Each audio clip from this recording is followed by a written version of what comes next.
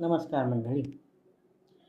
आजच्या भागात आपण गुरुगीतेतील एक श्लोक पाहू. अखंडमंडलाकारं व्याप्तं येन चराचरं तत्पदं दर्शितं येन तस्मै श्री गुरवे नमः. आता आपण याचा अर्थ पाहू. अखंड मंडलाकार म्हणजे काय? अखंड म्हणजे खंडित न होणारं, मंडलाकार म्हणजे वलयाकार मंडळ ज्यानं व्यापलेलं आहे. मंडळ म्हणजे काय? ब्रह्मांड, संपूर्ण विश्व ज्याने व्यापलेलं आहे.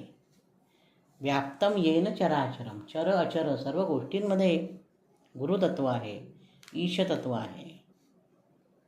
तत्पदम दर्शितम येन तस्मै श्री गुरवे.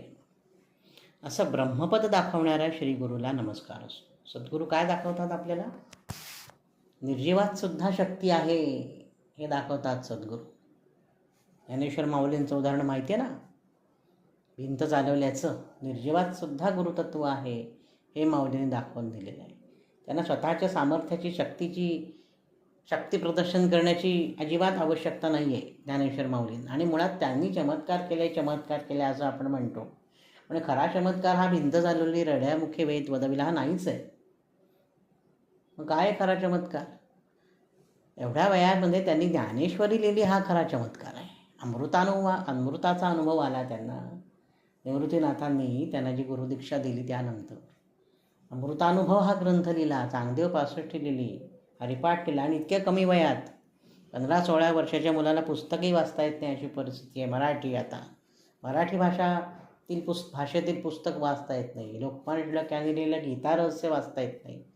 15-16-17 वर्षाच्या मुलाची ही गत. त्यावेळी ज्ञानेश्वरांनी ज्ञानेश्वरी लिहिली, हा खरा त्यांनी केलेला चमत्कार आहे.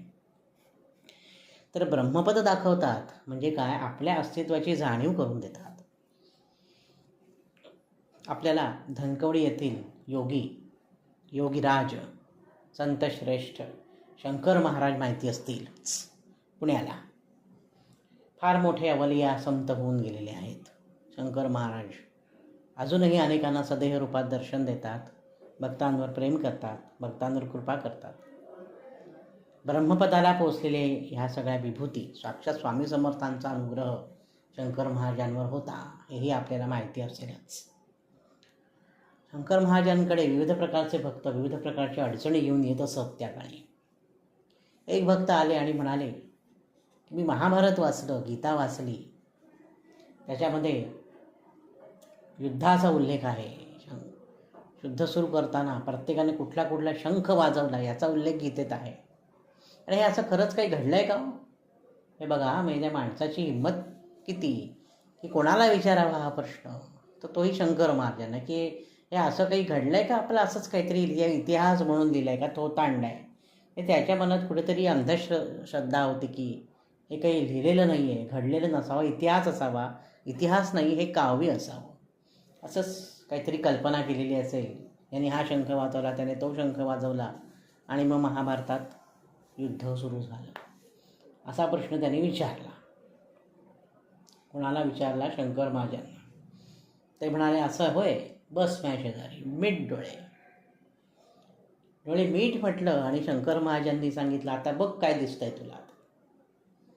तर महाभारत काळाचं दृश्य त्या माणसाला तिथे दिसायला लागलं.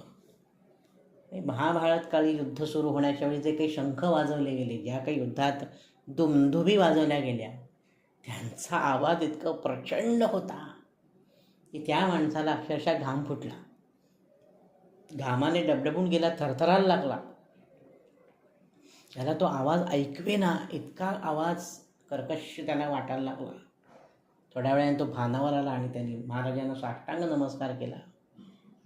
म्हणाला, शंकर महाराज, मी चुकलो, मला क्षमा करा. आपल्या महाभारतावर गीतेवर असा अविश्वास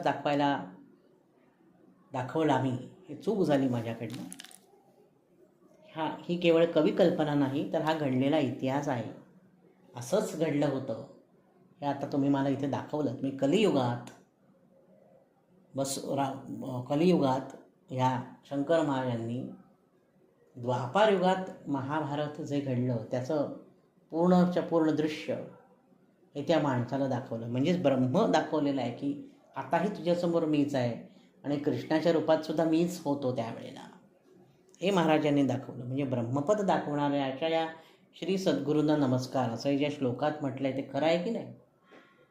मग श्लोक आणि ही कथा आपण पाहिली. श्लोक मी पुन्हा म्हणतो आणि थांबूयाच. अखंडमंडलाकारं व्याप्तं येन चराचरं तत्पदं दर्शितं येन तस्मै श्री गुरवे नमः. नवनवीन माहितीपूर्ण व्हिडिओ पाहण्यासाठी, ऐकण्यासाठी वैभव दातार ऑफिशियल हा माझा यूट्यूब चॅनल जरूर आणि जरूर सबस्क्राईब करा. धन्यवाद.